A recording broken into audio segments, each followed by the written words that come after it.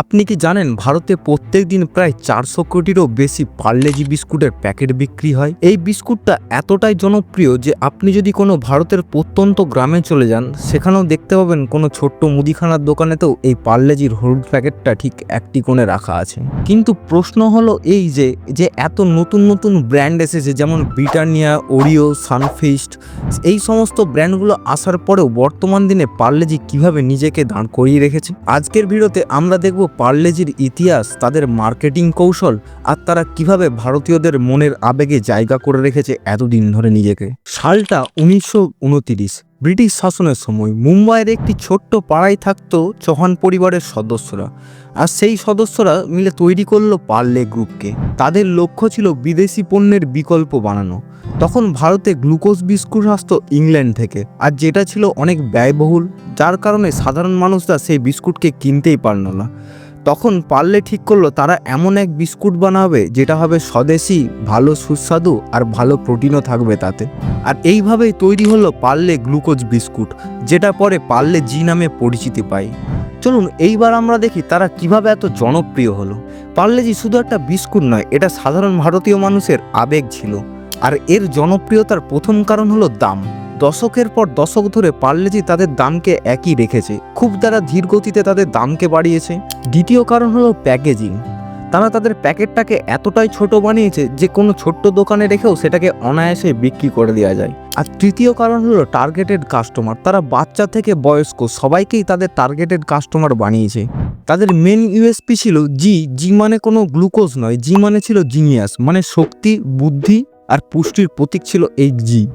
আর পার্লে কখনো নিজেদেরকে শহরের ব্র্যান্ড বানাতে চায়নি, কারণ তারা জানতো যে ভারতের 70% মানুষ গ্রামে বসবাস করে, তাই তারা গ্রামকেই বেশি টার্গেট করেছিল।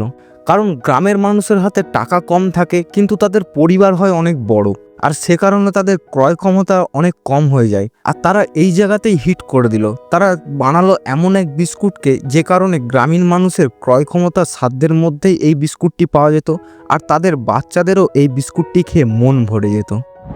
1 টাকায় একটা প্যাকেট, রাস্তার ধারের দোকান থেকে স্কুলের ক্যান্টিন, সব জায়গাতেই সহজলভ্য ছিল এই পার্লেজি বিস্কুট।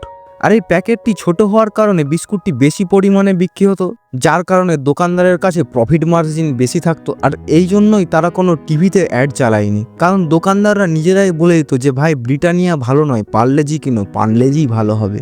আর এইভাবেই তৈরি হয়ে গেল এক বিশাল ডিস্ট্রিবিউশন নেটওয়ার্ক, যা আজও ভারতের রিটেল চেনগুলোর মধ্যে অন্যতম জায়গা করে রেখেছে। 1980 থেকে 2000 সাল অবধি পার্লেজির ছিল স্বর্ণযুগ। আর সেই সময় ভারতবর্ষে ইন্টারনেট, টিভি বা ব্র্যান্ডিং তেমনভাবে ছড়ায়নি। শুধুমাত্র ডিস্ট্রিবিউশন নেটওয়ার্কের দমে তারা হয়ে গেল বিশ্বের নাম্বার 1 বিস্কুট বিক্রেতা। আর এইভাবেই তারা গিনিস বুক অফ ওয়ার্ল্ডে রেকর্ড বানিয়ে ফেললো। দেখুন, এত বছর টিকে থাকার পেছনেও তাদের বেশ কিছু কারণ রয়েছে। প্রথম কারণ হলো দাম। দেখুন, যখন অন্যান্য বিস্কুট কোম্পানিগুলো দিনের পর দিন দাম বাড়াচ্ছিল, পার্লেজি কিন্তু তার দামকে একই রেখেছিল। তারা দাম বাড়িয়েছে খুবই ধীর গতিতে, যেটা গ্রামীণ মানুষের ক্রয় ক্ষমতার সাথে মানানসই। দ্বিতীয় কারণ হলো ব্র্যান্ড ট্রাস্ট। দেখুন, বাবাও পার্লেজির বিস্কুট খেত আর ছেলেও পার্লেজির বিস্কুট খায়, আর এই জিনিসটা দশকের পর দশক ধরে চলে এসেছে। আর এইটাতে একটা ভালো ব্র্যান্ড ভ্যালু ক্রিয়েট করে দিয়েছে পার্লেজিকে। আর তৃতীয় কারণ হলো বিজ্ঞাপনের সরলতা। দেখুন, পার্লেজি কোনোদিনও সিনেমা তারকাকে ব্যবহার করেনি তাদের বিজ্ঞাপন বানানোর জন্য, বরং তারা ব্যবহার করেছিল একটা ছোট্ট বাচ্চা মেয়েকে, যেটাকে আমরা আজকে পার্লেজি গার্ল নামে চিনি। আর এই পার্লেজি গাম ভারতের অন্যতম পরিচিত প্যাকেজিং ফেস বর্তমান দিনে। আর চতুর্থ কারণ হলো ডিস্ট্রিবিউশন নেটওয়ার্ক। পার্লেজি প্রায় 6 মিলিয়ন দোকানে তাদের ব্যবসাকে চালাচ্ছে, আর এই জিনিসটা অনেক নামি দামি ব্র্যান্ডও আজ অবধি করেও তুলতে পারেনি। শহরে এখন হাইড অ্যান্ড সিক, ওরিও, এই সমস্ত ব্র্যান্ডগুলো তাদের রাজত্ব চালাচ্ছে, কিন্তু পার্লেজির জায়গাকে কেউ সরাতেই পারেনি, কারণ পার্লেজি তাদের কাস্টমারকে প্রাধান্য দিয়েছে সবসময়। আর পার্লেজি এখন নতুনভাবে নস্টালজিয়া মার্কেটিং করছে।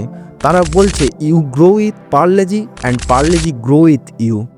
আর এইভাবেই ছোটোবেলার স্বাদকে মনে করিয়ে দিচ্ছে সাধারণ মানুষকে। চলুন এখন আমরা দেখি বর্তমান দিনে পার্লেজি ঠিক কোন জায়গাতে দাঁড়িয়ে আছে। দেখুন, বর্তমানে পার্লেজির কাছে রয়েছে প্রায় 14% মার্কেট শেয়ার।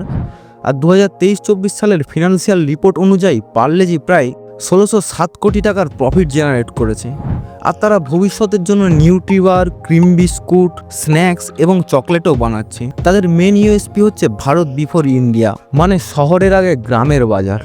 সবশেষে বললো পার্লেজি কোনো একটা সাধারণ বিস্কুট নয়, এটা ভারতের বিস্কুট ইতিহাসের একটি অংশ, যা আজও অনেক মানুষের সকালবেলায় হাসি মুখে দিন শুরু করায়। আপনি যদি পতঞ্জলির পতন বা জেপ্টোর উত্থান বা এই রকমই কোনো বিজনেস রিলেটেড ভিডিও দেখতে চান তো একবার এই প্লেলিস্টটাতে ক্লিক করে দেখুন। ভিডিওটি ভালো লেগে থাকলে একটি লাইক করুন, কমেন্ট করে জানান আপনার মতামত, আর শেয়ার করুন বন্ধুদের সাথে, আর সাবস্ক্রাইব করুন আমার চ্যানেলটি, কারণ আমি প্রত্যেক সপ্তাহে এমনই একটি রিয়েল অথেন্টিক কেস স্টাডি নিয়ে আসি। দেখা হবে পরের সোমবার বিকেল 4টের সময়। জয় হিন্দ, বন্দে মাতরম বন্ধুরা, ভালো থাকবেন।